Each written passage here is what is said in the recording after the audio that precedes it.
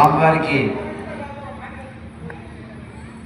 కళ్యాణం అయిన వెంటనే స్వామివారికి పుష్పయాగం చేస్తాం.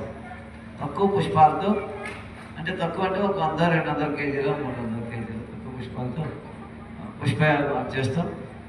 తర్వాత సీతారామ సామ్రాజ్య పట్టాభిషేకానికి కానీ చాలా అద్భుతంగా జరుగుతుంది. గోవింద పట్టాభిషేకం ఉంటుంది.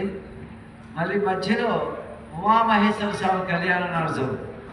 ఆ రోజు కామేశ్వరులకు కూడా పట్టాభిషేకం చేస్తాం.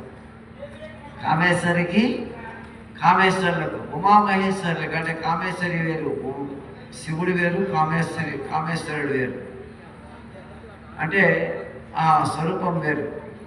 ఆ రోజు ఉమామహేశ్వర స్వామి కళ్యాణం కూడా స్పెషల్గా పెడుతున్నాం. ఆ రోజు బుధవారం కదా కళ్యాణం, ఉమామహేశ్వర కళ్యాణం.